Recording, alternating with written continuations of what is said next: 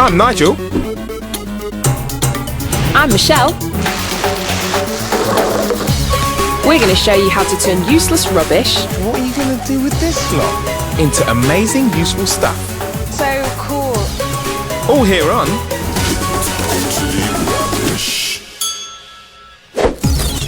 Coming up, we meet an artist who makes amazing music from tins and table legs.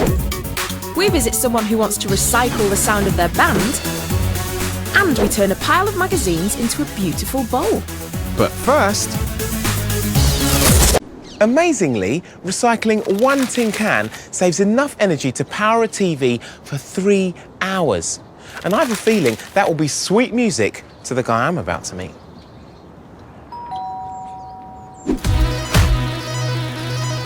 Teddy plays in a band with his friends Lamar and Charlie. He wants something that will make their sound unique. But what can he use without spending money on expensive instruments? OK, Teddy, so what's been going on? I've been in my band for a while now, and we've been looking for a new sort of sound. What are you going to use for this new sound? I don't know what we're going to use, but I mainly play the drums, so anything around that. OK, and have you got any cash? No, we're not making any money at the moment, so it needs to be a minimal cost. I think I know someone who's going to inspire us. Someone who makes new music out of old things. Check this out.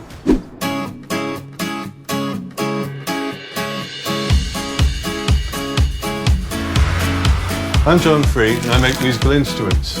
Today I'll show you how to make a guitar from an old biscuit tin and a table leg. As well as selling the guitars I make, I also play in a band. We play gigs most weekends.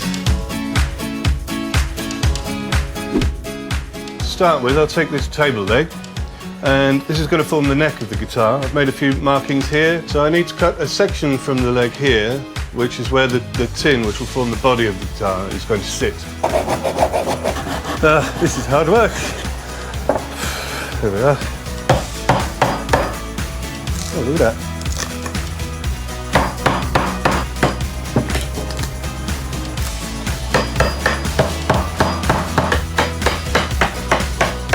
So I've roughly removed this section of wood from here, and I'm going to reserve those bits of wood for use later on. Just want to check that this tin, this is the tin I'm going to use for the body of this guitar, that it will fit nicely in there. Yes, that looks like it's starting to take shape. So next, I just need to plane off a bit of this to shape the headstock where the tuning pegs will sit. This belt sander is a real time saver. You can do the same job with just a bit of sandpaper, but it'll take hours and hours and hours. John Free is an expert craftsman. Let's leave it to the professionals.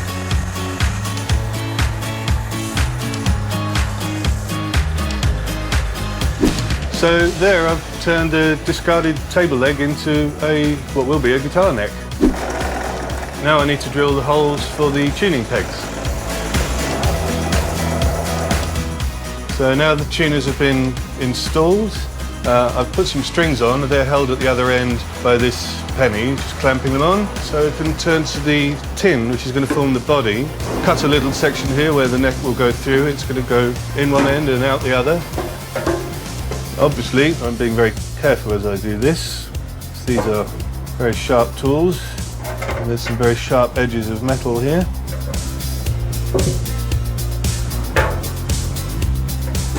I just slide that in there.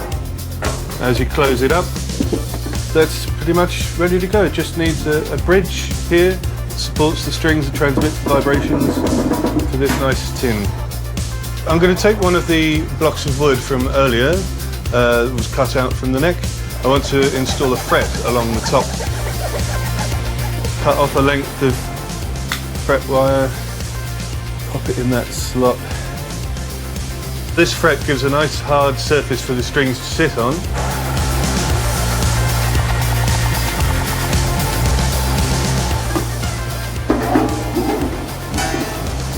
Somewhere around there. You never know quite how they're going to sound. All tins sound different. Different sizes have different resonances, and this one sounds like that. Don't be scared to try unusual objects. You just don't know what sound something might make. I didn't know a C cabin trunk might make the same sound as a double bass until I'd tried it.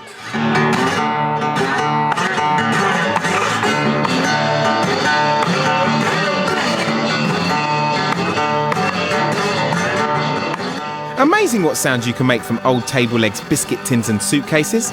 And a great way to get things started as we find a new sound for Teddy's band. So Teddy, as John Free showed us, there are lots of things that people throw out that could be used to make musical instruments. So let's have a look in your recycling and see what we can find. What we got? We've got some old plastic bottles. Cardboard. Got some cartons. tins.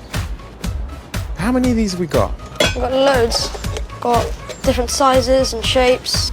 These are going to be perfect for what I've got in mind. What are we going to be making? We are going to make some tin can drums. That sounds really good, actually. They're going to be nice and easy to make. So yeah, grab yourself a tin can. We need to put a drum skin over the top. I thought we could use some old balloons. We need to cut the ends off about 3 centimetres up. We need to stretch this balloon over the top. This can be a little bit tricky. Sometimes it can be a little bit baggy, and that's not what we want. We want it nice and tight. We need to pull the balloon so that it's tight over the top. Now the thing is, when you're pulling it tight, you might need to get a friend to help you with this. Put some tape around to hold it. Maybe on the other side as well. Yeah? Go on, give it a go, tap it. What do you reckon? Yeah, sounds good. So we've got that one's done. Perfect. So how long have you been playing drums, Teddy? Since I was about 3. And how old are you now? 13. There you go, 10 years on the drums. Oops, still got a lump in this one. We'll fix that. Why are you called Odd Socks? We were all wearing odd socks at the time. You can smooth out lumps even if you've stuck it down.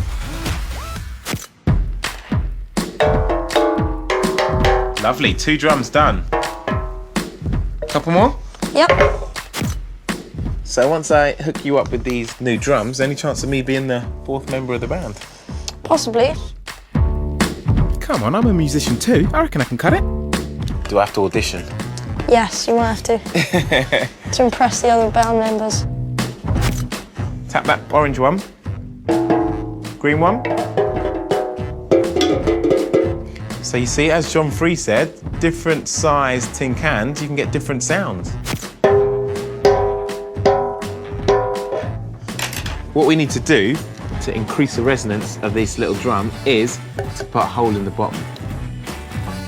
A normal can opener, just punch a little hole in the bottom of your tin can like this. See that? Maybe put another one on the other side. This lets the sound get out. Sound flow. Yeah. Now let's have a listen to it. That's better. Flow a bit more.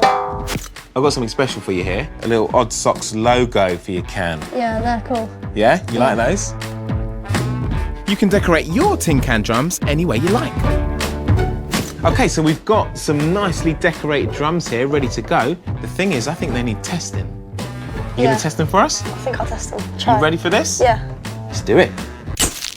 I'm feeling good tonight, feeling like I wanna travel the whole world tonight. I've got all my life to live, I gotta learn to fly. I'm feeling good tonight, I'm so alive, yeah.